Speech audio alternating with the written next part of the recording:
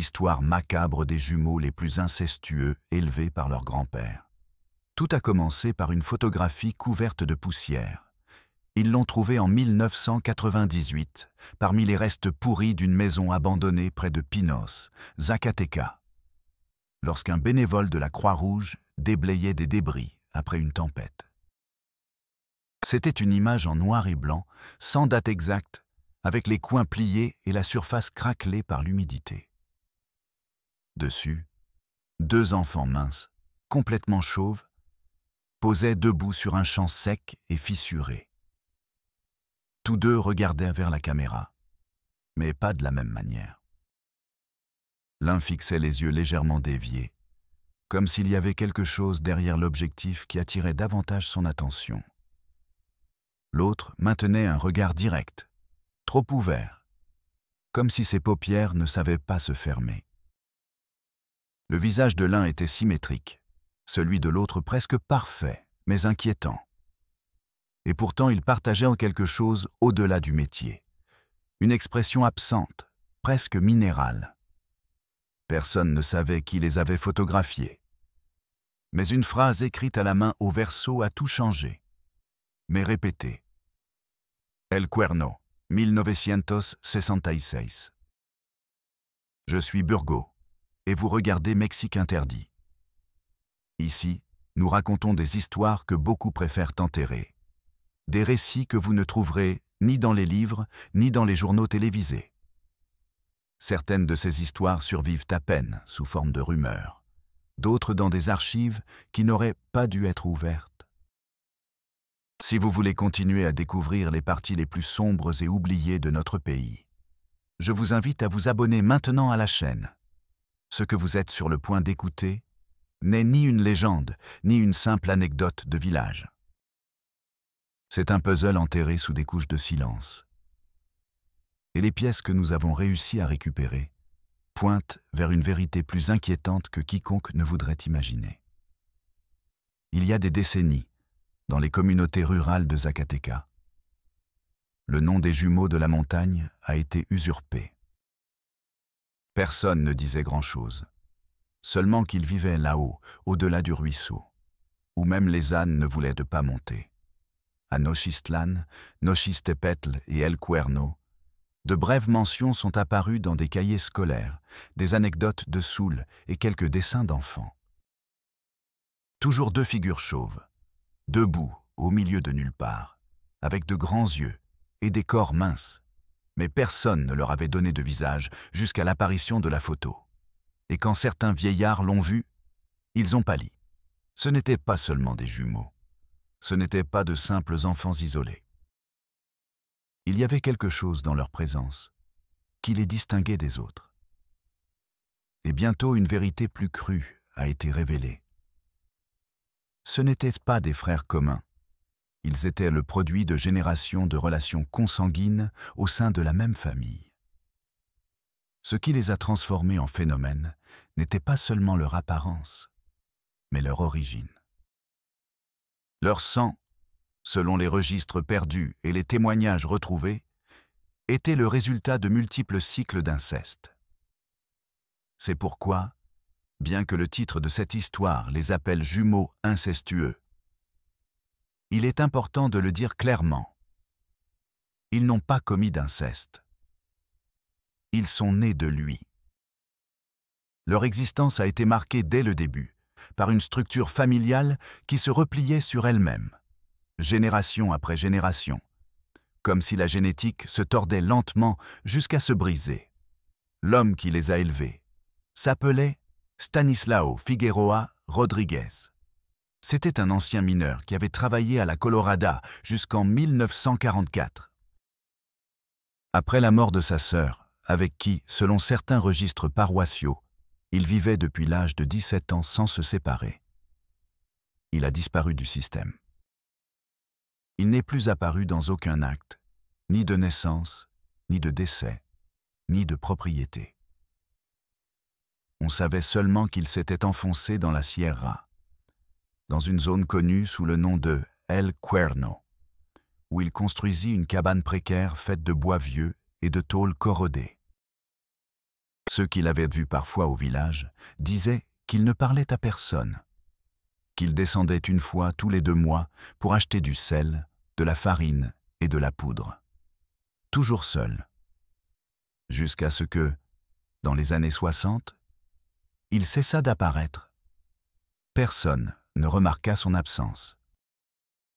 Mais ce qui commença à être remarqué furent certains murmures, des paysans qui disaient avoir vu des figures étranges au crépuscule, 2 enfants debout au bord de la montagne, pieds nus, observant sans bouger. L'un avait la tête plus allongée que l'autre. L'autre semblait avoir les yeux trop ouverts, trop grands. Mais quand quelqu'un s'approchait, il disparaissait. Le premier témoignage écrit à leur sujet provient de 1970. Un vendeur d'outils qui parcourait la zone à dos d'âne laissa une note dans le registre informel de vente de Oakaliant. Il disait avoir vu 2 gamins identiques, debout à la porte d'une chaumière en haut de la colline. Il dit qu'ils ne parlaient pas, qu'ils ne souriaient pas, et que leurs yeux le firent reculer. Le plus perturbant pour lui fut qu'ils ne semblaient ni effrayés, ni curieux. Ils étaient simplement là, comme s'ils ne savaient pas qu'ils devaient bouger. Il dit qu'ils lui rappelaient de vieilles poupées, mais de chair. Ce récit activa une certaine inquiétude au bureau régional du DIF. En 1972, ils envoyèrent une jeune assistante sociale, Laetitia Morales, dans le cadre d'un programme d'inspection rurale. Elle avait 23 ans et venait de Aguascalientes. Lorsque son chauffeur refusa de continuer par le chemin de terre battue vers le Cuerno, elle décida de marcher seule les derniers 5 kilomètres. Elle revint au crépuscule, pâle et muette. Le lendemain, elle écrivit un rapport préliminaire, où elle affirmait avoir trouvé une habitation dans des conditions inhumaines, et qu'à l'intérieur habitaient 2 mineurs, avec de sévères altérations physiques et émotionnelles. Elle mentionna qu'ils ne répondirent pas à la parole, que l'un d'eux avait une sorte de tic nerveux à la jambe, et que l'autre gardait les yeux ouverts, même en dormant. Son rapport fut classé sans suivi. Il n'y eut pas de 2e visite officielle. Personne ne voulait soulever de scandale dans une zone considérée politiquement tranquille. Mais Laetitia ne se rendit pas. Des semaines plus tard, elle revint de son propre chef. Elle ne revint jamais. En 1981, dans un marché aux puces à San Luis Potosí, une femme acheta un vieux carnet parmi une boîte de papier sans propriétaire. Il était couvert par un morceau de tissu taché de rouille et de terre. À l'intérieur, il y avait des annotations faites à la main. L'écriture était celle de Laetitia. Sur les dernières pages, la date était claire. 17 septembre 1972. Là, elle écrivit qu'elle avait passé la nuit dans la cabane et que les enfants ne savaient pas qu'ils étaient des enfants. Qu'ils parlaient entre eux dans leur uro, sans mots, comme si leur langue n'était pas la nôtre. Qu'ils se touchèrent les épaules, mais ne la regardaient jamais directement.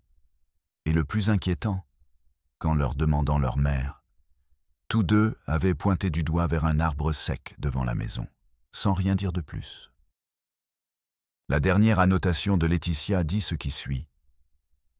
Il y a quelque chose dans la façon dont il respire, comme si les poumons ne savaient pas comment le faire. Puis, silence. À partir de ce moment, l'histoire changea de forme.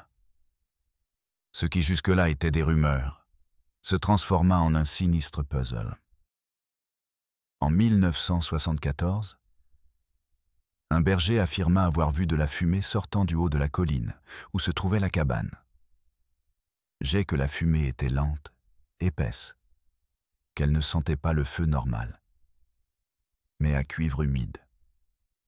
Quand l'aide arriva, 2 jours en retard, la cabane était déjà cendre.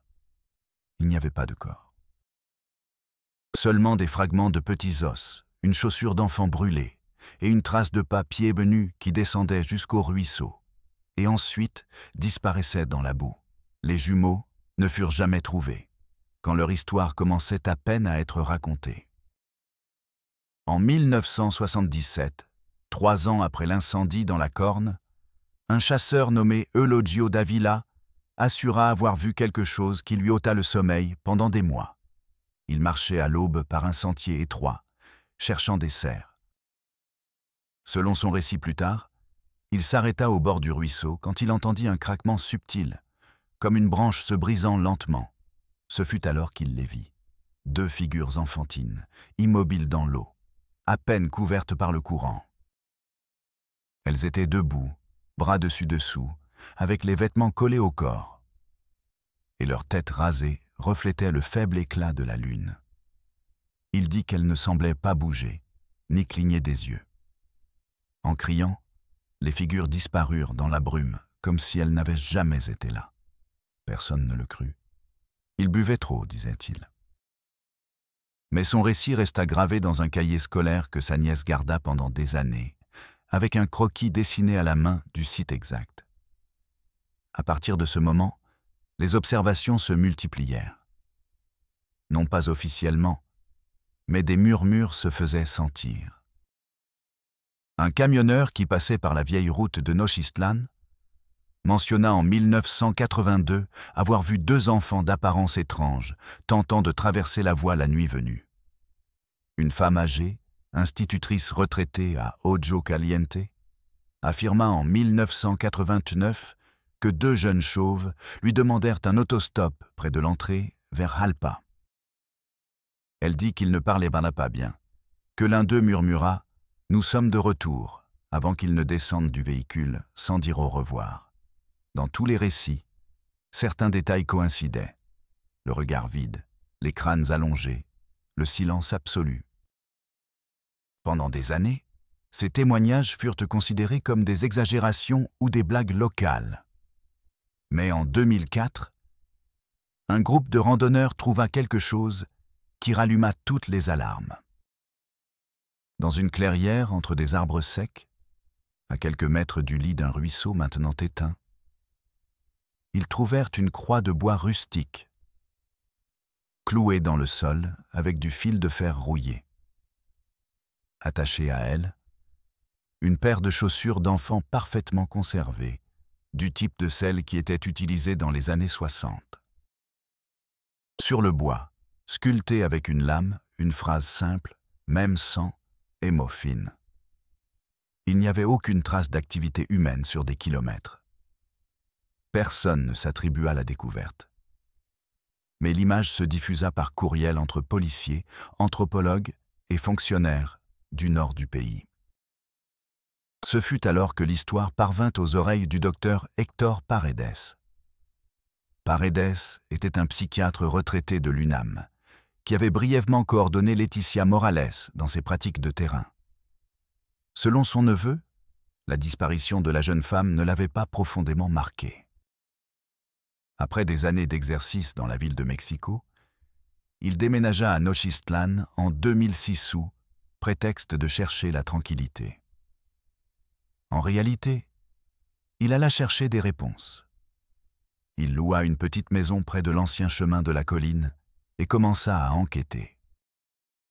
Il ne le fit pas comme un universitaire, mais comme quelqu'un qui sentait qu'il devait solder une dette. Il passa presque 4 ans à interviewer des personnes âgées, à recueillir des coupures, à réviser des archives paroissiales, des actes de naissance, des cahiers scolaires et même des listes d'enterrements clandestins. Ce qu'il trouva ne fut pas une vérité claire, mais bien un schéma.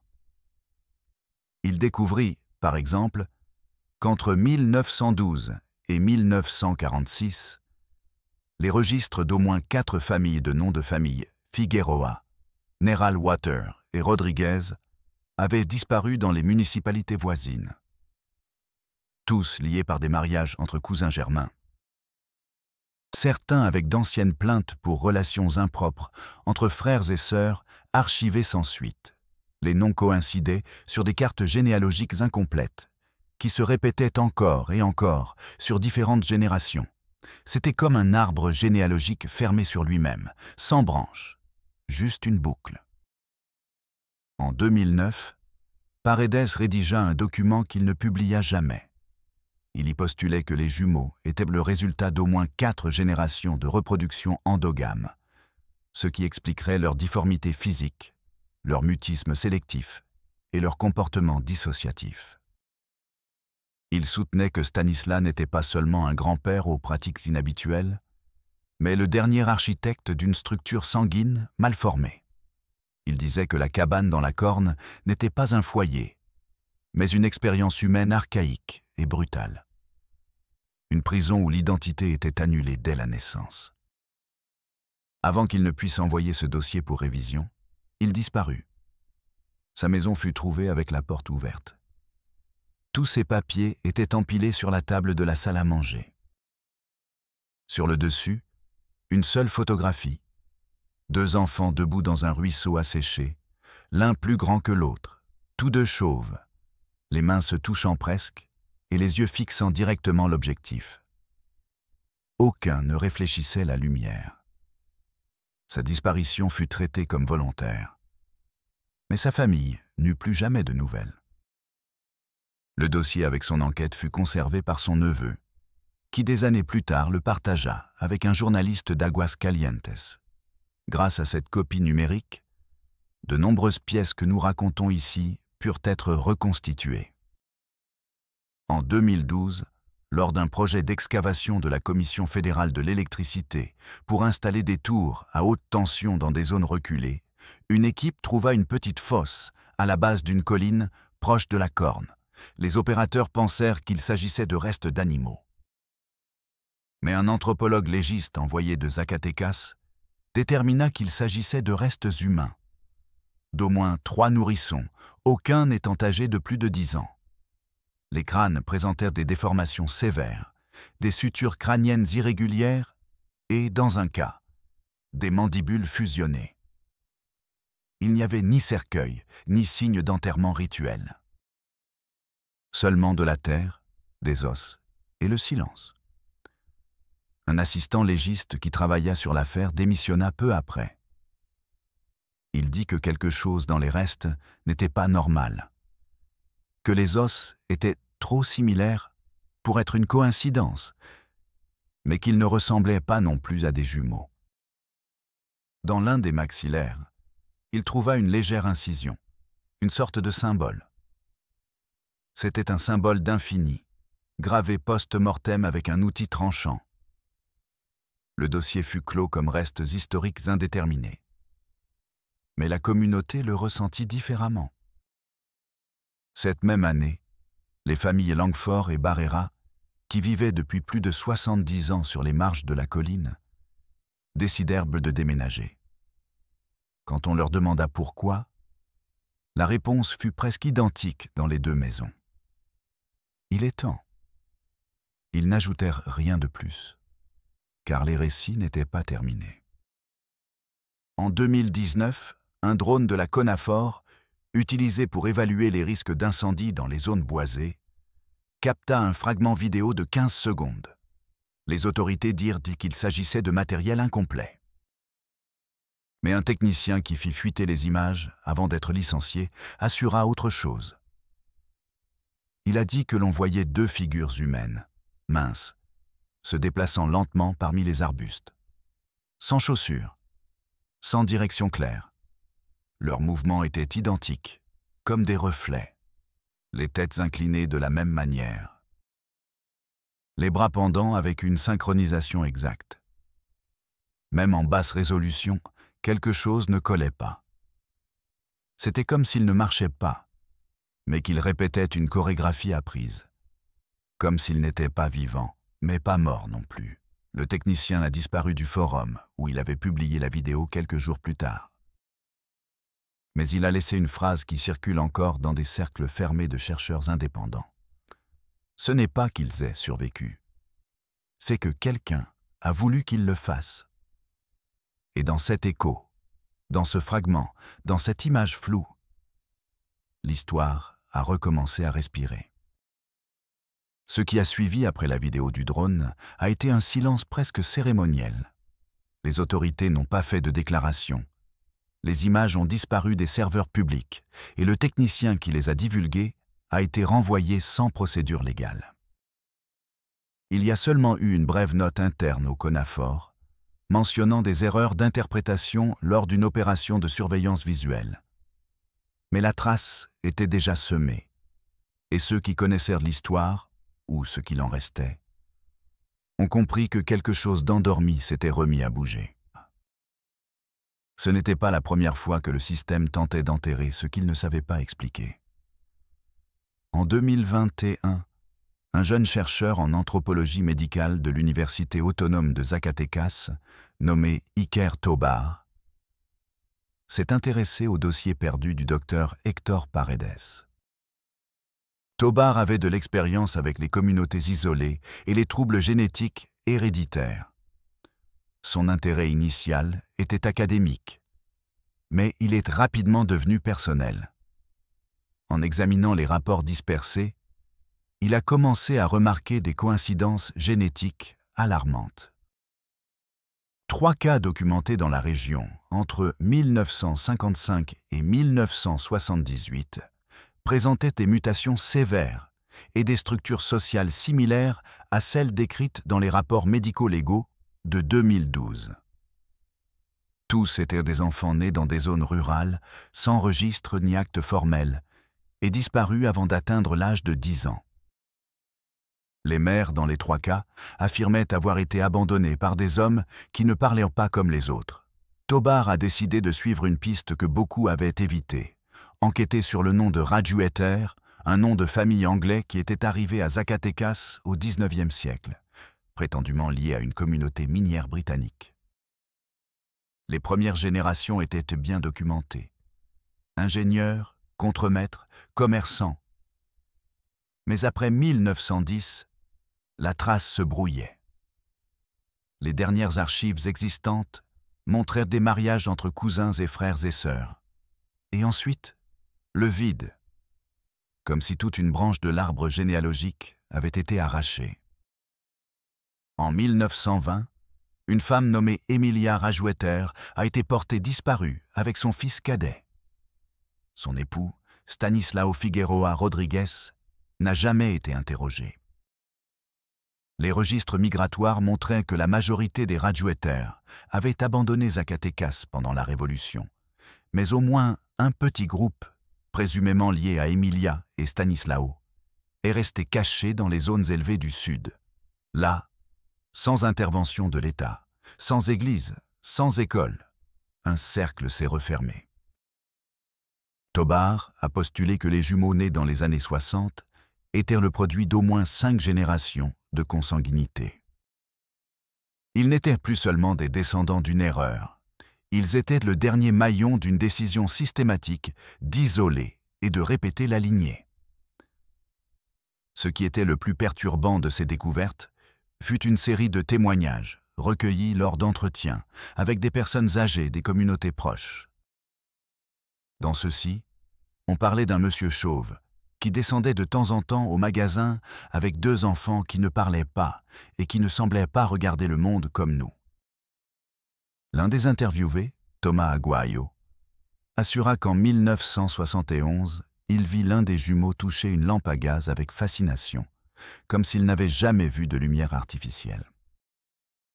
Un autre, l'ex-commandant municipal Ramiro Castañeda, confessa qu'en 1984, on lui demanda d'enquêter sur une plainte pour des bruits étranges et des enfants qui pleuraient dans un ravin abandonné. Quand il arriva sur le site, il ne trouva personne. Mais à l'intérieur d'une cabane en ruine, il y avait une table avec 2 assiettes couvertes de moisissures, une couverture d'enfants pliée et une inscription sur le mur. On nous a trop répété. Ce que Tobar comprit avec le temps fut que cette famille n'avait pas seulement disparu du monde extérieur. Elle avait été délibérément cachée, protégée par un système qui préférait ne pas voir. Dans l'un de ses rapports finaux, le jeune écrivit « Il ne s'agit pas de savoir s'ils sont vivants.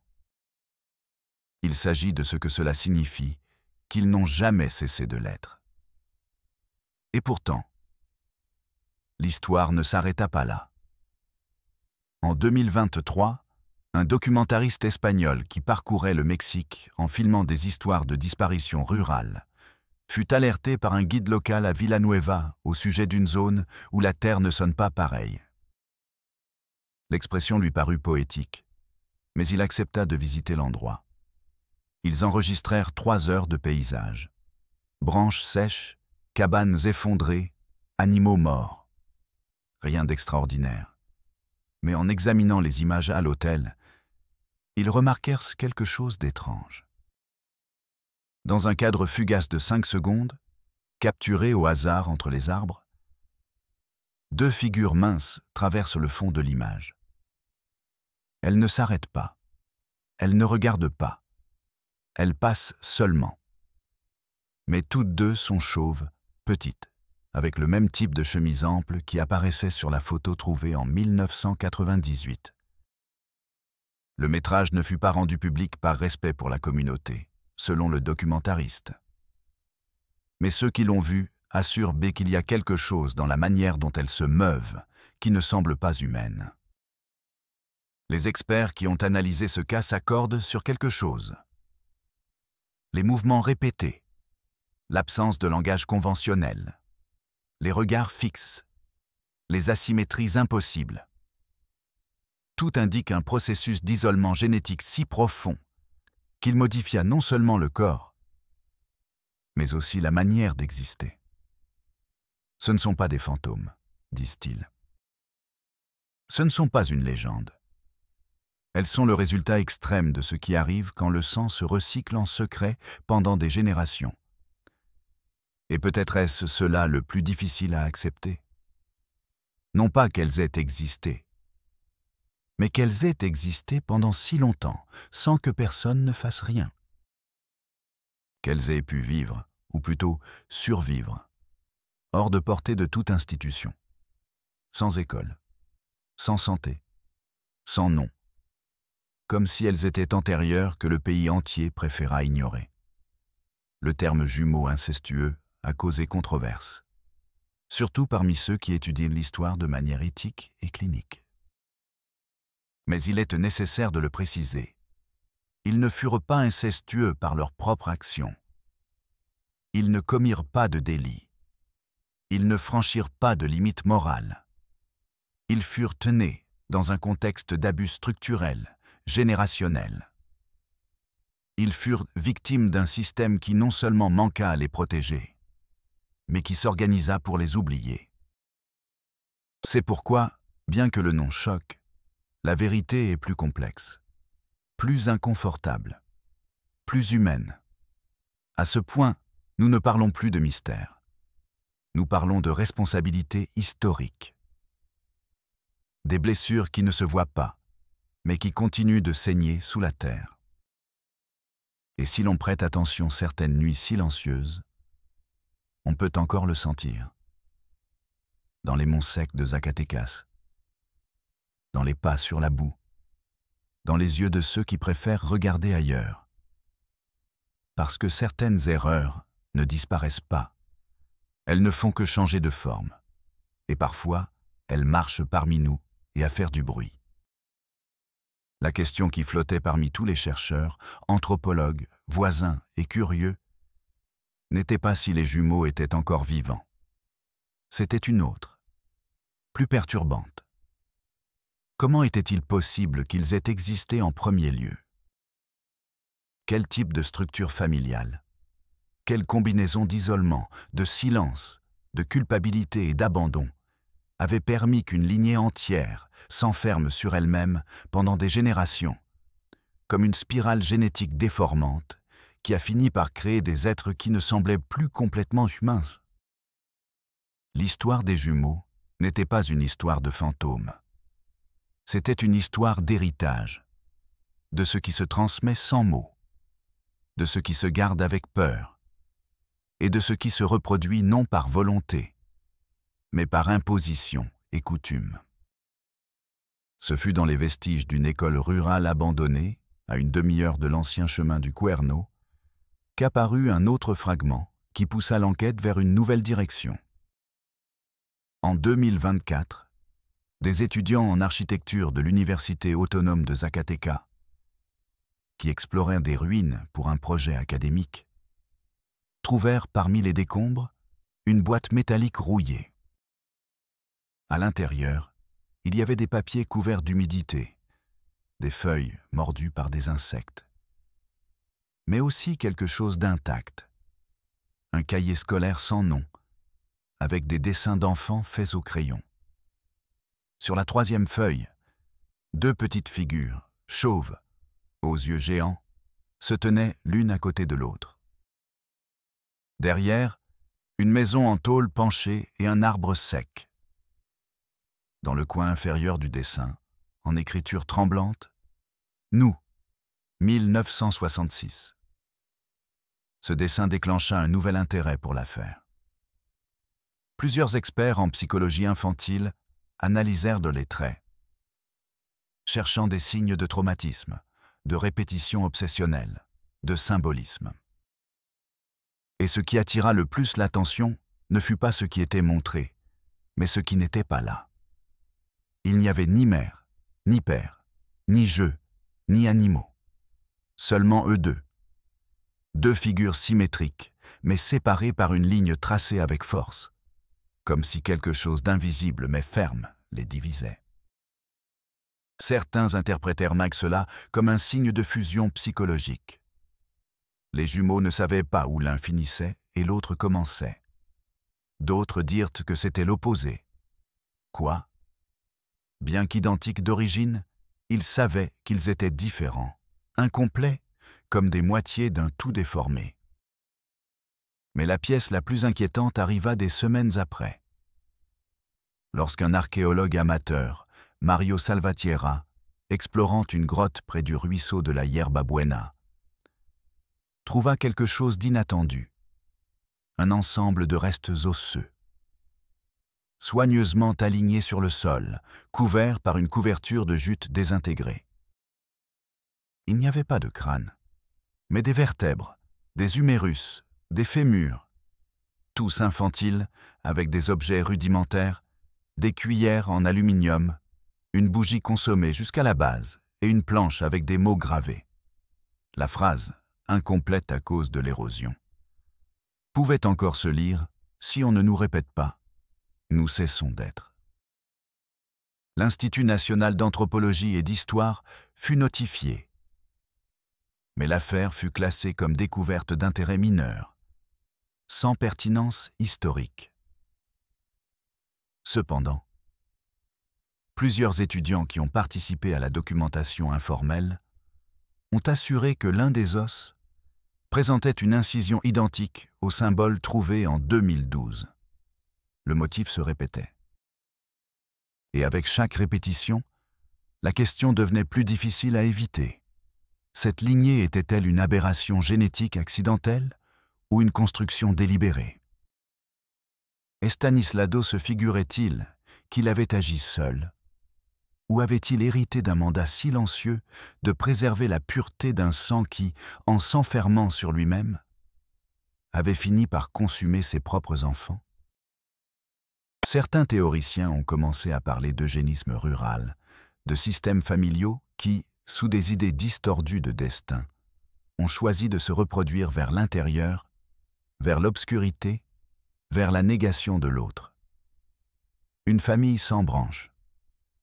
Un arbre qui pousse en cercle. Comme si le but n'était pas d'évoluer, mais de le conserver identique jusqu'à la limite du supportable. Dans l'un des témoignages les plus bouleversants recueillis par le journaliste Jaime Jañez, qui avait suivi l'affaire depuis 2010, une femme âgée, identifiée seulement comme Doña Elvida, a affirmé que lorsqu'elle était enfant, son père l'avait emmenée livrer du pain à une maison au-delà du ruisseau. Elle a dit qu'elle n'avait jamais oublié ce qu'elle avait vu. Un homme grand, au visage inexpressif, qui avait pris le pain sans remercier.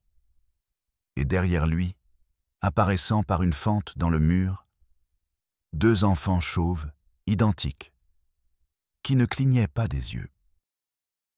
Elle a dit qu'elle avait senti qu'il la regardait, non pas comme une personne, mais comme un objet, comme s'ils n'avaient jamais vu personne hors de leur cercle. Quand elle a demandé à son père qui ils étaient, il a seulement dit « Ne reparle pas de ça ». De nombreux témoignages concordaient sur ce point. Le silence. Les adultes qui avaient un jour croisé la famille Figueroa ne voulaient pas parler. Ils baissèrent la voix. Ils changèrent de sujet. Certains disaient même ne pas se souvenir, bien qu'on voyait dans leurs yeux qu'ils le faisaient. La peur n'était pas de la punition, mais de la contagion.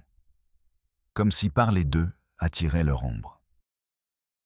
Et pendant ce temps, les traces continuaient d'apparaître. En 2025, une famille qui nettoyait un terrain pour construire une cabane touristique sur le versant sud de la colline a trouvé sous une dalle de pierre une boîte en bois scellée avec du fil de fer. À l'intérieur, il y avait des photos. Pas beaucoup, à peine 4.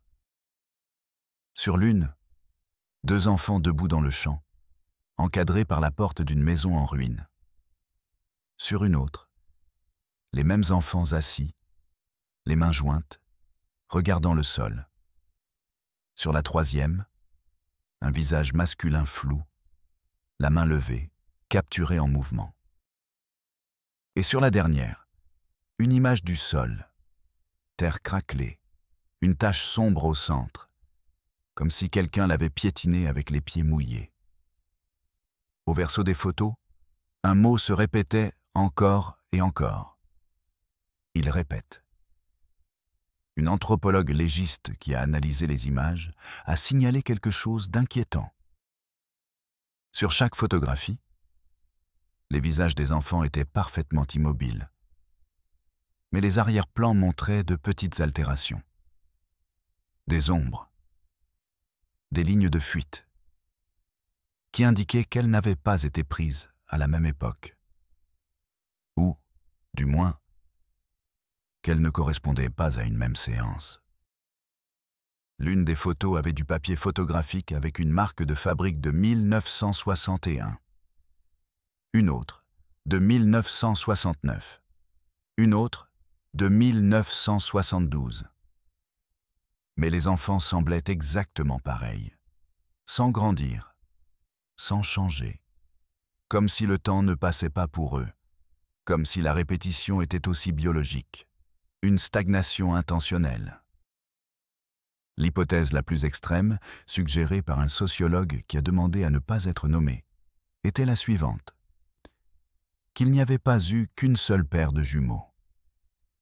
Que celui qui était si isolé, ou qui que ce soit qui continuait son héritage, avait créé de multiples paires, générées de la même lignée génétique, répétant le croisement entre pères et filles, frères et sœurs, pendant des décennies. Chaque fois naissait de nouveau répété, avec des variations minimales, mais le même fond, le même moule, et que, si une paire mourait ou disparaissait, une autre prenait sa place, comme un cycle fermé, comme si la famille ne cherchait pas la continuité dans le temps, mais l'immortalité à travers la copie. Exagéré? Peut-être. Mais si l'on examine les documents, les os, les photos, les témoignages et les symboles, la théorie cesse de paraître absurde. Car rien de tout cela n'aurait dû exister. Aucun système familial ne produit ce niveau de silence par accident. Personne n'enterre de crâne avec des symboles gravés par erreur. Personne ne vit sur des collines pendant 40 ans sans laisser de traces involontairement. Ce qui est clair, c'est que là où il y a eu du feu, il reste encore des braises. Et que l'histoire des jumeaux ou des répétés n'est pas close. Pas tant que leurs traces continueront d'apparaître dans des recoins oubliés. Pas tant que les enfants qui vivent près de la colline continueront de rêver à des figures chauves qui les observent depuis les arbres. Pas tant qu'il y aura des yeux qui reflètent encore ce qui ne devrait pas être vu. Parce qu'il y a des histoires qui ne meurent pas, elles se cachent seulement. Et parfois, elles réapparaissent quand le sol ne peut plus continuer de tomber. Jusqu'à ce point, tout ce qui avait été reconstruit sur les jumeaux, ou les répétés, comme certains commençaient à les appeler avec une gêne croissante, provenaient de fragments. Photos trouvées par hasard, journaux retrouvés sur des marchés oubliés, restes, tombes et registres, et surtout, des silences.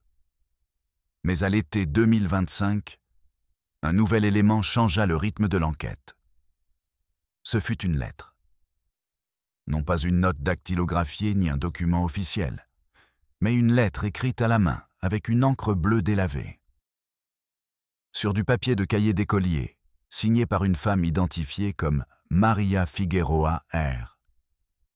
Datée de 1983 sans indication d'envoi. La missive apparut à l'intérieur d'une Bible familiale trouvée dans une décharge de Loreto, Zacatecas, lorsqu'une équipe municipale faisait le nettoyage après une forte tempête. La lettre était adressée à une certaine tante Esperanza à San Luis Potosí. En elle, Maria relatait sa désespérance face à une situation que personne ne veut entendre. Mentionnait une grossesse non planifiée, une famille qu'il avait isolée dans une ravine, et la naissance de 2 enfants identiques, mais pas identiques. La lettre se termine abruptement par une phrase terrifiante. Le grand-père dit qu'ils ne sont pas les miens. Il dit que ce sont les mêmes qu'il a déjà eus auparavant, qu'ils sont seulement revenus. Je ne sais plus si je suis vivante, ou si je ne suis qu'une autre comme ma mère. La découverte alluma toutes les alarmes. Pour la première fois, une voix féminine apparaissait au milieu de l'histoire, et elle le faisait avec une charge émotionnelle et psychologique accablante. Maria ne confirmait pas seulement l'existence des jumeaux, mais elle suggérait aussi que les naissances faisaient partie d'un cycle, un retour, une répétition biologique, mais aussi symbolique. Elle ne parlait pas d'enfants, mais des mêmes qu'elle avait déjà eus auparavant. Pouvait-ce être un délire? Une métaphore perturbée par l'isolement, ou était-ce, comme certains le craignaient, la preuve que la répétition génétique était si brutale? Que les enfants naissaient presque identiques, encore et encore, génération après génération? Un généticien consulté par une chaîne documentaire a expliqué que, bien qu'il soit improbable que 2 personnes nées à des moments différents soient identiques, dans les lignées endogames extrêmes, avec les mêmes parents ou des combinaisons similaires sur plusieurs générations, il est possible d'obtenir une descendance avec des traits faciaux et corporels pratiquement identiques. C'est une régression génétique au point zéro, a-t-il expliqué. Une quête du pur qui se termine dans le monstrueux. Il a ajouté que, dans ces conditions, non seulement les gènes se répliquent, mais aussi les erreurs, déformations crâniennes, atrophie musculaire, troubles neurologiques et psychologiques qui s'aggravent à chaque cycle. Cette théorie expliquerait non seulement la ressemblance entre les différentes observations au fil des décennies, mais aussi le manque de croissance apparent déconcertant chez certains d'entre eux. Ce n'étaient pas les mêmes jumeaux, vus encore et encore. Ils étaient nouveaux, mais identiques, dans les mêmes du même moule. Injectés comme un virus, dans le même écosystème isolé, sous les mêmes règles, avec les mêmes rituels. C'est dans ce contexte que le nom d'Emilia Merach Vetter a refait surface. La femme britannique, mentionnée dans les registres ecclésiastiques du XIXe siècle, est considérée par beaucoup comme le point de départ de cette lignée fermée. Selon des documents d'archives trouvés en 1908, Emilia fut accusée d'inceste avec son frère cadet dans le village de Sombreret. Tous 2 furent excommuniés de la paroisse locale. Selon les registres du chapitre, ils s'enfuirent vers le sud. Il n'y a pas d'acte de naissance d'enfants, mais des rumeurs dans des carnets paroissiaux de Nochistlán parlent d'une femme à la peau blanche et à l'accent étrange, qui vivait avec 2 enfants identiques dans une cabane parmi les pins. C'était en 1911. Depuis lors, une lignée d'hommes sans épouse formelle, avec des enfants nés hors du registre civil, a laissé des traces faibles mais constantes. Stanislao Figueroa, son fils Marcos, le petit-fils de Marcos, et après, rien. Seules des rumeurs. Seul le silence. Le schéma était clair, une lignée qui s'autoconsumait, mais qui résistait. Et chaque nouvelle génération apportait avec elle 2 figures, pas une. On ne parlait jamais d'un enfant seul. Ils étaient toujours 2. Comme si la symétrie faisait partie essentielle du processus. Comme si la terreur se dédoublait pour résister à l'oubli. En 2025, une équipe de recherche indépendante dirigée par la journaliste Mariana Ochoa a décidé de visiter le site exact où la cabane originale avait été signalée pour la dernière fois. Accompagnés par un guide local, des caméras et 2 anthropologues, ils arrivèrent sur les lieux après 8 heures de marche à pied. Là, il ne restait rien de visible, seulement des pierres, des branches sèches et le silence. Mais après avoir creusé avec soin dans une clairière entourée d'épines, ils trouvèrent des restes de ce qui semblait être un puits effondré. À l'intérieur, en enlevant des couches de terre et de débris, ils découvrirent un fragment de tissu infantile adhéré à une pierre. Il était de couleur beige, avec une couture épaisse et ancienne. Et sous elle, 2 petits os. L'un avec une courbure normale, l'autre avec une marque en forme de... Les anthropologues refusèrent de continuer. Ils dirent que l'endroit n'était pas approprié, que le terrain était instable. Mais Mariana Ochoa a pris des photos, a enregistré les coordonnées et a partagé son rapport avec 3 institutions différentes. Aucune n'a répondu. Une semaine plus tard, sa chaîne a été démonétisée sur les réseaux et son équipe dispersée. Dans une interview privée, Mariana a déclaré ce qui suit. « Je ne crois pas que nous soyons face à une histoire d'horreur surnaturelle. Je crois que nous sommes face à une histoire d'abandon structurel, de femmes disparues, d'enfants non enregistrés, de peuples qui ont appris à ne pas poser de questions. Et je crois qu'au milieu de tout cela, une famille a décidé de se taire tellement, pendant si longtemps, qu'elle a oublié comment parler. Ils communiquaient avec des symboles, avec des gestes, avec des répétitions, jusqu'à ce qu'ils ne soient plus une famille, mais une idée, une figure que je serai donne, un moule qui s'impose. L'école de l'école de l'école de l'école de l'école de l'école n'a pas été diffusée, mais elle est au resté enregistrée. Pendant ce temps, les écoles rurales de Zacatecas continuent de fonctionner avec peu de ressources. Les centres de santé atteignent à peine les communautés les plus élevées. Et les statistiques concernant les enfants sans état civil complet dans les régions montagneuses continuent d'être alarmantes. Certains chercheurs pensent que les Figueroa A, ou quel que fût leur vrai nom, n'étaient pas uniques, que dans d'autres zones du pays, d'autres familles ont répété des histoires similaires.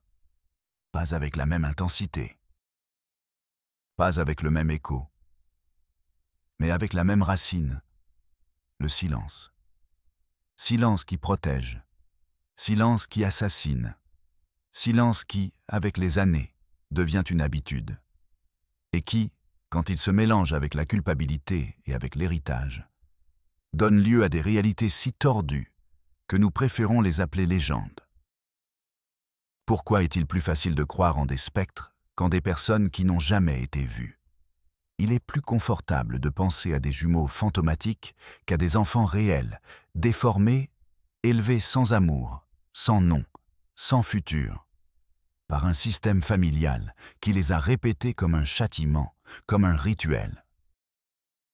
Et tandis que les années passent, les questions grandissent.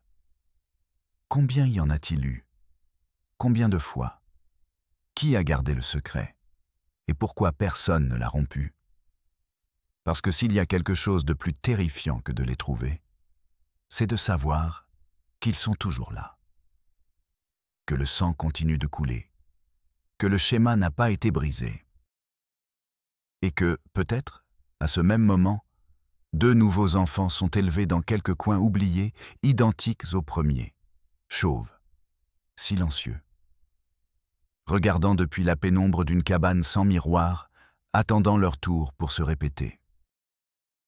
Pour beaucoup, l'histoire des jumeaux incestueux se terminait avec la disparition de la cabane dans les années 70, avec le silence des archives et avec les cendres d'un lignage improbable. Mais pour ceux qui avaient traqué leurs pas pendant des années, tout indiquait le contraire. Il n'y avait pas de fin, mais une mutation. L'histoire ne s'est pas arrêtée. Elle a seulement changé de forme. Et c'est précisément dans ces formes plus récentes, plus quotidiennes, que l'horreur se devient réelle. Nous ne parlons plus d'ombre dans la montagne, ni d'os sous terre. Nous parlons d'enfants vivants, de démarches inachevées, de visages qui se répètent là où ils ne devraient pas. En octobre 2025, un médecin rural de la municipalité de Tabasco, Zacatecas, a envoyé un rapport confidentiel au département des services de santé de l'État. Il y décrivait la prise en charge de 2 enfants d'environ 11 ans qui avaient été amenés par une femme âgée pour un examen en raison d'une malnutrition sévère. Les enfants n'avaient pas de documents. Ils ne savaient pas parler couramment. Ils présentaient des déformations crâniennes légères mais visibles. Front échantillon, mâchoire légèrement rétractée et yeux avec hypertonie musculaire. Tous 2 portaient des vêtements anciens, mal ajustés, sans couture moderne. Le médecin, selon son propre témoignage, ressentit une inquiétude impossible à expliquer, non pas à cause de son état physique, mais à cause de la façon dont les enfants le regardaient, sans émotion, sans reconnaissance, sans peur. Le plus perturbant arriva lorsqu'il tenta de les examiner séparément. À peine les eut-il séparés de quelques mètres. L'un d'eux commença à pleurer silencieusement, sans larmes, comme s'il ne savait pas comment exprimer l'angoisse. L'autre, de son côté, se décompensa. Respiration accélérée, regard fixe, tremblement dans les mains. Quand il les réunit à nouveau, les symptômes disparurent en quelques secondes. Le médecin pensa à un traumatisme psychologique, à un attachement extrême. Mais, en examinant les antécédents familiaux de la zone, il découvrit quelque chose d'inquiétant. Il n'existait aucune trace de la femme qui les avait amenés. Le nom Dieu ne figurait pas sur le registre électoral, ni dans le système de santé, ni sur les actes de l'état civil. Personne dans la communauté ne la connaissait. Personne ne l'avait vue auparavant. Elle était, littéralement, une ombre. Lors de la préparation, le médecin contacta un collègue dans la capitale de l'État. Il lui envoya des photographies cliniques des enfants et une partie du récit. Le collègue, avec une expérience en génétique médicale, répondit par une seule phrase. « Ils ne sont pas jumeaux, ils sont miroirs. » Ce qu'il voulut dire par là, c'est que leur corps, bien que semblables, n'étaient pas identiques. L'un était la copie inversée de l'autre. Une inversion corporelle connue sous le nom d'image spéculaire, qui se produit rarement dans les grossesses multiples et est encore plus rare dans les cas de consanguinité répétée. Les empreintes digitales étaient presque symétriques. Les courbures dentaires, opposées. Même les petits grains de beauté dans le cou se reflétaient en position contraire. Une coïncidence impossible sans une base génétique extrême. Le médecin du village ne revit jamais les enfants. Le lendemain, la femme disparut avec eux sans laisser de traces. Elle ne repassa pas par le centre de santé, ni par le magasin, ni par l'arrêt de bus. Le cas fut signalé, mais classé comme intervention non prioritaire. Et bien qu'on ait tenté de suivre la trace, le chemin se referma, comme tant de fois auparavant. Mais cette fois, il y eut quelque chose de différent. Les photographies. Elles n'étaient pas claires, ni bien mises au point, mais elles montraient suffisamment. Pour la première fois en des décennies, il existait une preuve visuelle récente d'enfants avec des caractéristiques physiques coïncidant avec les répétés. Et cette image, filtrée anonymement vers des forums d'anthropologie marginale, provoqua une vague de nouvelles recherches. Dozena de personnes commencèrent à examiner des archives, à chercher des coïncidences, à connecter des points qui auparavant semblaient isolés. Et dans cette mer d'informations désordonnées, apparut un schéma que personne n'avait détecté. Dans au moins 7 municipalités rurales de l'État de Zacatecas, et 2 de plus à Aguascalientes, des cas sporadiques d'enfants non identifiés qui apparaissaient et disparaissaient sans explication avaient été signalés au cours des 30 dernières années. Dans chaque cas, les descriptions coïncidaient sur certains éléments. Chauves, muets ou avec un langage inintelligible, extrêmement attachés l'un à l'autre, et avec un niveau de sensibilité à la lumière peu commun. Certains présentèrent des crises convulsives face à des bruits forts. D'autres se paralysaient simplement quand ils étaient observés. Ils étaient toujours deux, toujours ensemble, toujours comme s'ils n'étaient qu'un seul dans 2 corps. Une travailleuse sociale de Valparaíso, interrogée sous condition d'anonymat, a raconté un cas de 2013 dans lequel 2 enfants ont été trouvés dormant dans la cour d'une école rurale, en position fœtale, dos à dos. Ils ne portaient pas de sac à dos. Ils ne parlaient pas.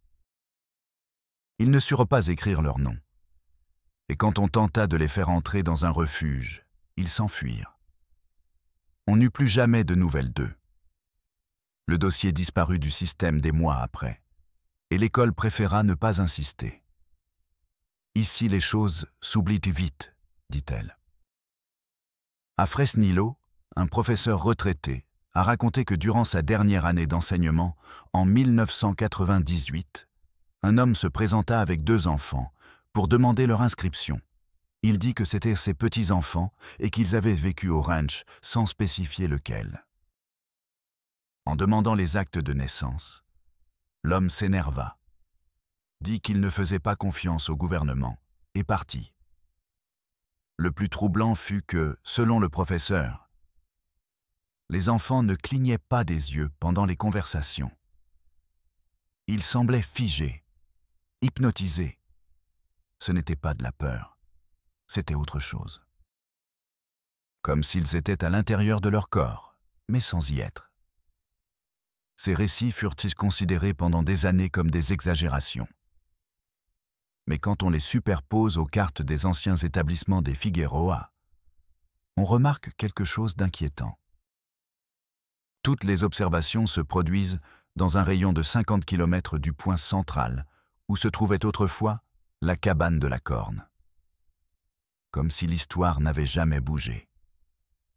Comme si les enfants, ou leur héritage, continuaient à rôder sur les mêmes routes, apparaissant, disparaissant, se répétant.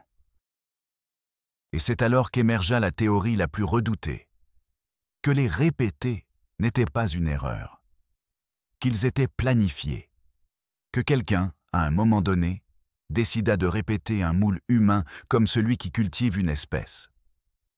Non par amour, non par famille, mais par contrôle.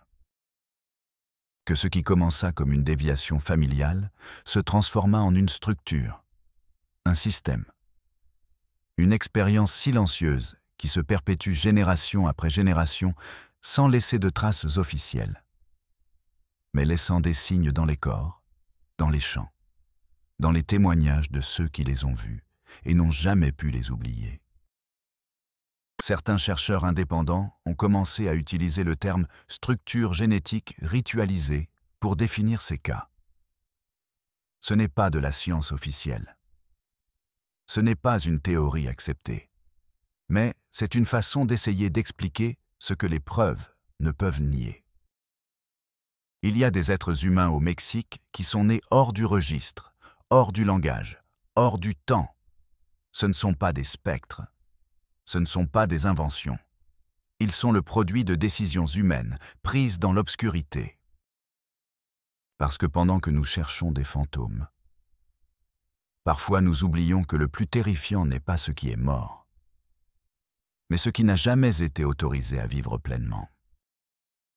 Et si cette structure existe encore, si elle continue à répéter des corps, à modeler des visages, à répliquer des regards sans âme, alors cette histoire n'est pas du passé, c'est du présent. Et elle continue de croître. Dans les mois suivant la découverte des photographies cliniques et la circulation croissante de rapports sur les observations d'enfants répétées dans les communautés rurales, quelque chose commença à changer. Ce n'était plus une affaire de chercheurs solitaires, ni de rumeurs entre anciens. Le récit franchit une ligne invisible, du culte à l'inquiétant public.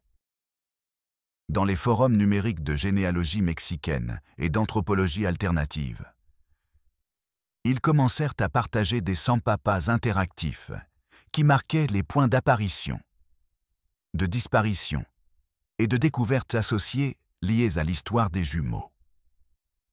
Ce qui semblait auparavant un amas de coïncidences isolées se voyait maintenant comme un tissu, dense, organique, soigneusement distribué.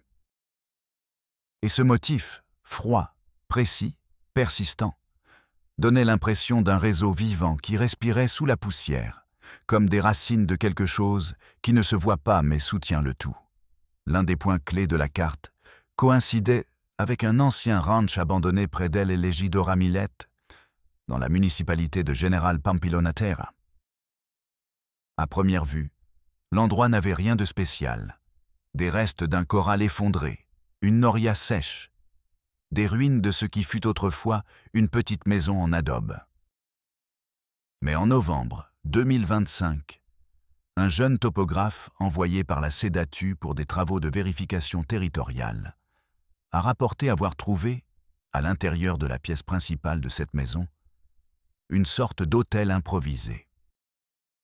Sur celui-ci, 2 paires de chaussures d'enfant, alignées avec une symétrie exacte, devant un miroir cassé, partiellement recouvert de chiffons de jute. Sur les murs, gravés avec quelque chose de pointu, une douzaine de symboles, aucun autre signe, aucun mot. Le rapport a été remis à son supérieur immédiat, mais le site a été déclaré sans valeur archéologique et ensuite démoli par des machines de nettoyage du terrain. Cependant, le topographe, dont l'identité a été réservée pour des raisons de sécurité, a pris des photographies avant que cela ne se produise. Et en les analysant avec des spécialistes en anthropologie rituelle, des interprétations troublantes ont émergé. Il ne s'agissait pas seulement d'une répétition obsessionnelle, mais d'une représentation symbolique de réincarnation. Non pas dans le sens mystique ou religieux traditionnel, mais comme une réincarnation biologique, l'idée que certaines âmes ou certaines essences familiales devaient revenir encore et encore au même corps, au même visage, au même vide.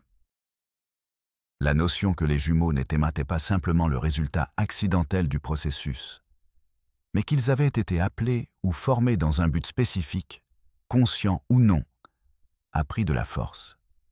Et alors, le nom de Laetitia Morales réapparut. Beaucoup se souviennent de Laetitia comme la jeune assistante sociale qui a disparu en 1972 après avoir visité la cabane dans le corneau de son propre chef. Mais ce que peu savaient jusque-là, c'était que Laetitia portait sur elle un appareil photo de 35 mm. Cet appareil photo n'a jamais été récupéré. Cependant, en décembre 2025, un groupe de travailleurs qui effectuaient des restaurations dans une maison coloniale de San Luis Potosí, sous-louée pendant des décennies à des membres du clergé, a trouvé, derrière un faux mur, une boîte métallique scellée avec de l'humidité. À l'intérieur, 3 rouleaux photographiques, un carnet détérioré avec les initiales LM et une note volante avec la phrase « Les enfants ne sont pas nouveaux. Ce sont les mêmes. Il me regarde comme s'il m'avait déjà vu mourir. Les rouleaux ont été partiellement restaurés. Sur les 36 expositions possibles dans chacun, seules 17 ont pu être développées. Les images sont troubles, floues, nombreuses et reconnaissables. Mais il y en a 2 qui ont glacé le sang, même aux experts. Dans l'une, on voit clairement une figure masculine, le supposé grand-père, avec le visage flou par le mouvement, debout à l'entrée d'une cabane, avec une main tendue vers l'appareil photo, comme s'il tentait de l'arrêter. Derrière lui, sur le seuil, 2 figures infantiles chauves, avec les bras pendants, identiques.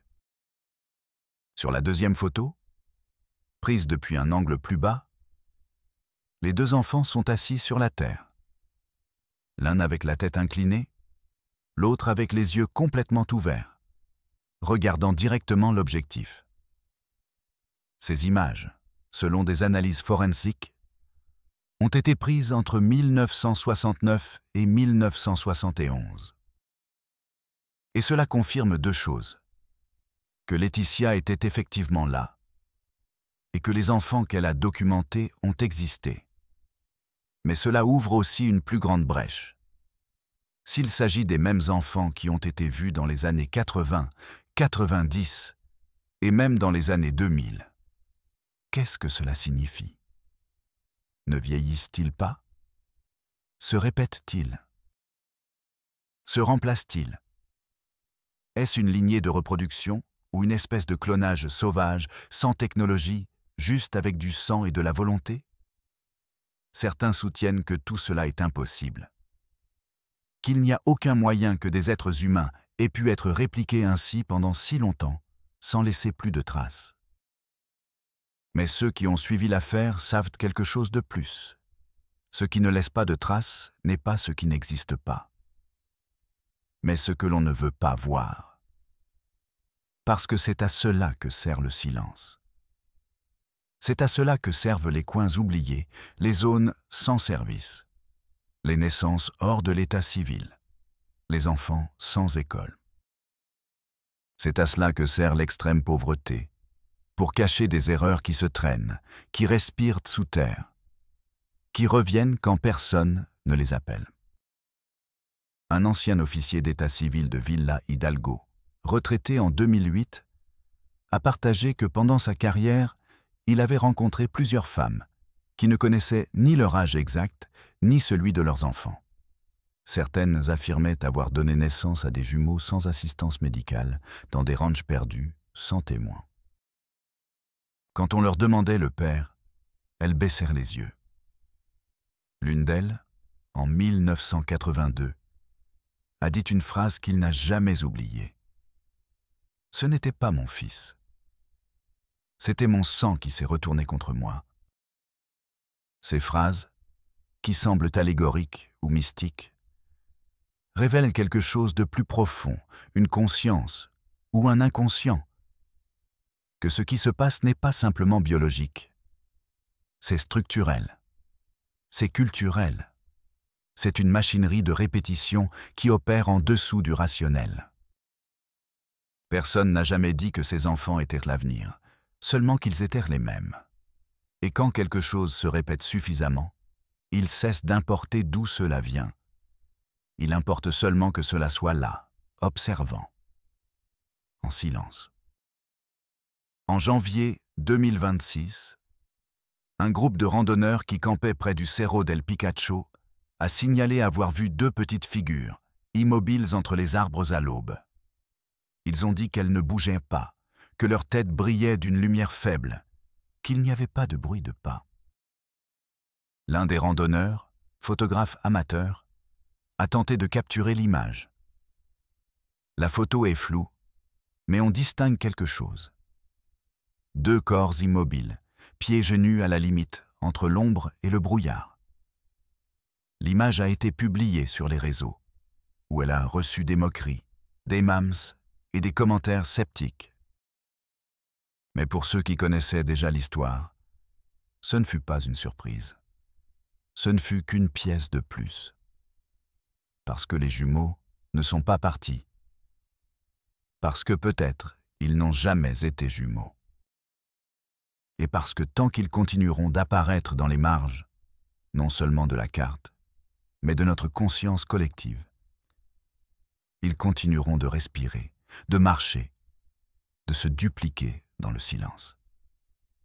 Et le silence, quand il est nourri pendant des générations, ne disparaît pas. Il devient habitude, il devient lignage, il devient héritage. Un héritage qui, si l'on ne l'arrête pas, finit par se répéter, comme un écho, comme une malédiction, comme deux corps marchant sans but sous le brouillard, attendant que quelqu'un les voie et ne puisse s'empêcher de regarder. À mesure que les traces des répétés commencèrent à émerger de manière plus explicite et moins accidentelle, d'autres voix surgirent également.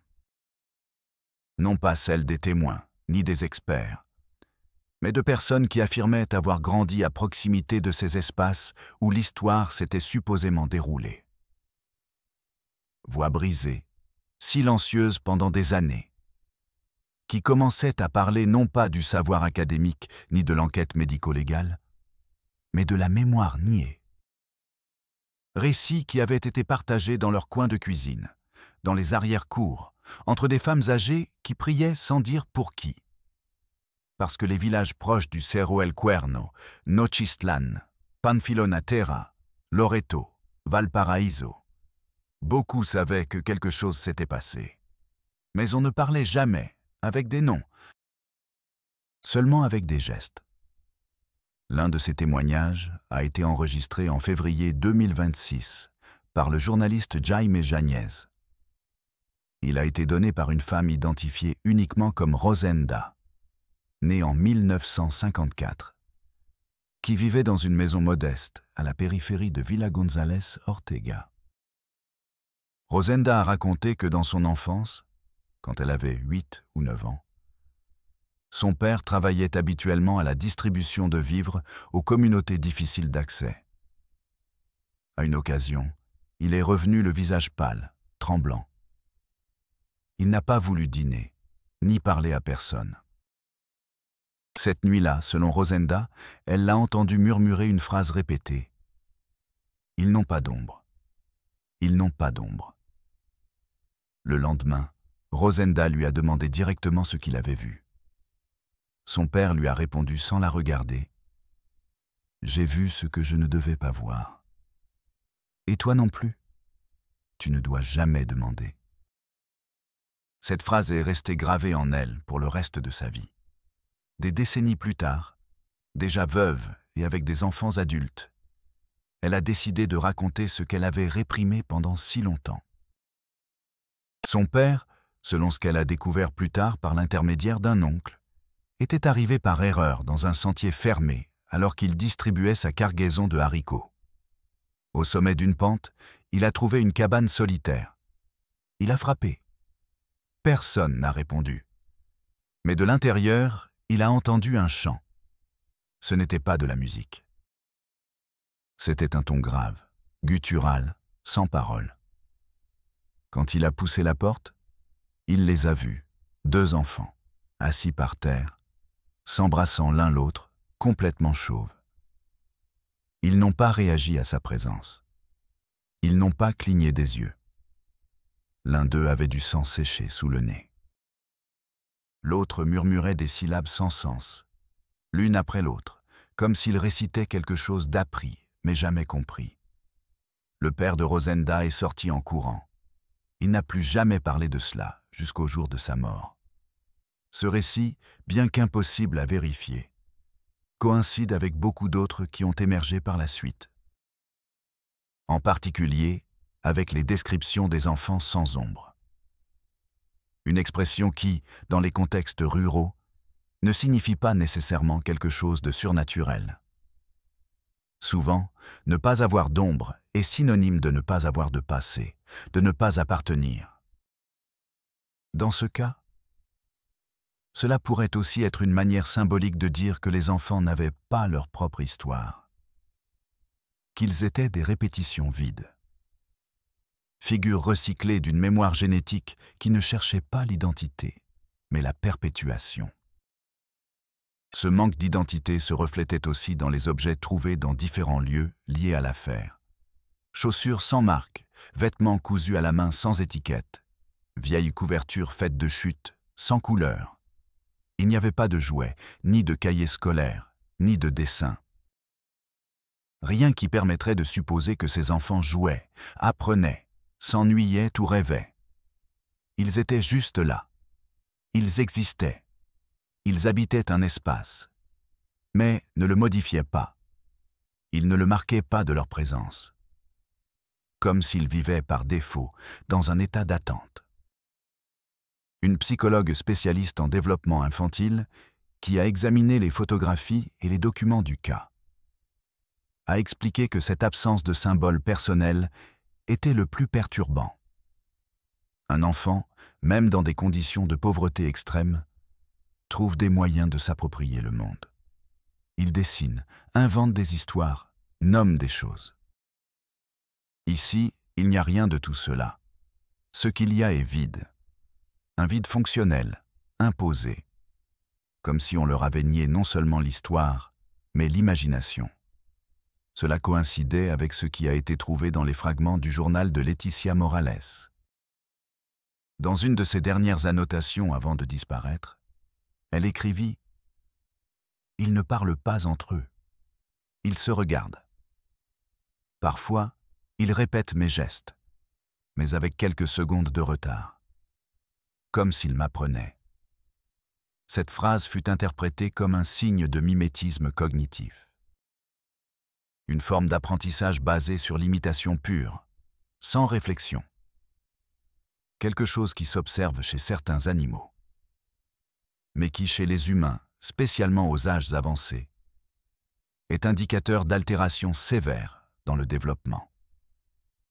En avril 2026, un nouvel indice raviva l'affaire avec plus de force que jamais. Un ouvrier de la voirie qui réalisait des travaux d'entretien sur un tronçon secondaire entre Tepetongo et Loreto trouva, semi-caché parmi les broussailles, un bloc de béton lâche avec une marque sur sa partie inférieure. Le symbole gravé avec un clou. En retirant le bloc, ils trouvèrent une boîte métallique rouillée, similaire à celle trouvée des années auparavant avec les documents de Laetitia. À l'intérieur, plusieurs feuilles couvertes de plastique, protégées contre l'humidité. C'étaient des lettres, non adressées à personne, mais clairement écrites avec l'intention d'être lues un jour. L'une d'elles disait « Je n'en peux plus. Chacun qui naît est plus silencieux que le précédent. Ils ne se souviennent plus des mots. Ils ne font que répéter des sons. Comme des échos des premiers. Ma mère disait que c'était ainsi le sang. Que ce qui se répète ne s'oublie pas. Mais moi, je ne veux pas répéter. Moi, je veux me taire. » C'était signé par RF, les mêmes initiales qui apparaissaient sur la photo trouvée en 1998. Les autorités locales refusèrent de faire des commentaires. La boîte fut remise aux archives municipales de manière informelle, selon plusieurs sources, puis disparut. Mais une copie scannée des lettres parvint aux mains d'un groupe indépendant de documentation sociale, qui commença à les analyser comme partie d'un projet plus vaste sur la disparition de mineurs dans les zones rurales et le registre officiel. Les conclusions ne furent pas définitives, mais elles étaient accablantes. Ce qui semblait un cas isolé de consanguinité et d'isolement pourrait en réalité être un phénomène culturel caché, répété, chevauché pendant des générations par des structures qui préféraient regarder ailleurs.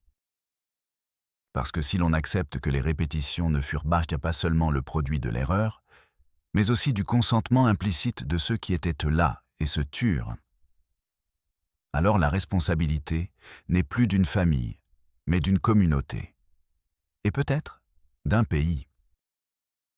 Un anthropologue du Collège de Mexico écrivit dans un rapport confidentiel, isolé du pays où le temps stagne, où les lois n'arrivent pas, où les idées anciennes ne meurent pas, mais se reproduisent. Et dans ces lieux peuvent se produire des formes de vie que nous ne reconnaissons pas comme telles, non parce qu'elles ne le sont pas, mais parce que nous avons peur d'accepter qu'elles existent. Et pendant ce temps, les observations ne s'arrêtent pas. En mai 2026, un couple de touristes campant dans la forêt de la Zacatecana rapporta avoir vu, au loin, 2 figures enfantines marchant entre les arbres en pleine nuit. L'un d'eux marchait avec une légère claudication. L'autre avait le bras levé, comme s'il essayait de toucher l'air. En les appelant, ils ne répondirent pas. Ils se tournèrent seulement au même moment et disparurent dans la brume. Le couple ne porta pas plainte. Ils partagèrent seulement l'histoire sur un blog de voyage. Un récit de plus parmi tant d'autres. Un fragment de plus dans un puzzle que plus personne ne semble vouloir assembler complètement. Car la véritable horreur n'est pas ce que nous voyons. C'est ce que nous comprenons trop tard.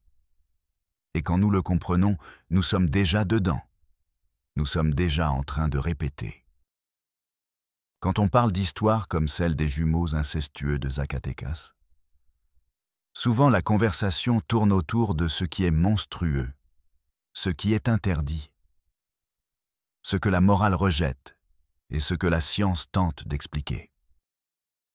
Mais derrière tout cela, derrière les images floues, les os déformés, les symboles gravés sur du métal rouillé, il y a quelque chose d'encore plus complexe. Des êtres humains.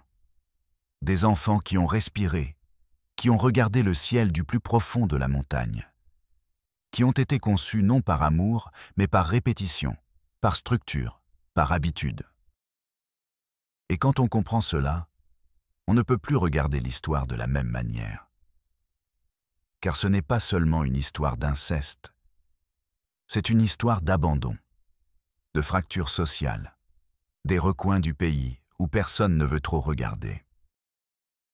En juin 2026, un groupe de documentaristes mexicains, après des mois de suivi de pistes, a réussi à interviewer une femme qui affirmait avoir été élevée dans l'une des zones où opéraient les familles liées au lignage Figueroa. Son témoignage, conservé en audio par protection, a révélé ce que beaucoup pressentaient déjà, mais que personne n'avait osé affirmer avec une telle clarté. Les enfants ne savaient pas qu'ils étaient des enfants. Ils ne savaient pas ce qu'était un nom propre. Ils ne comprenaient pas le concept d'autrui. Et ils ne distinguaient pas la nuit du jour. Tout était répétition, a-t-elle dit. Nous mangions la même chose. Nous dormions au même endroit. Personne ne parlait. Et quand quelqu'un pleurait, l'autre le faisait aussi. Nous ne savions pas qui était qui. Cette femme, qui a réussi à s'échapper à 17 ans avec l'aide d'une travailleuse de la santé, a passé plus d'une décennie sans pouvoir parler en phrases complètes. Aujourd'hui, émotionnellement reconstruite grâce à des années de thérapie et d'accompagnement, elle accepte que son enfance ait été réelle, bien qu'elle n'ait toujours pas les mots pour nommer tout ce qu'elle a vécu.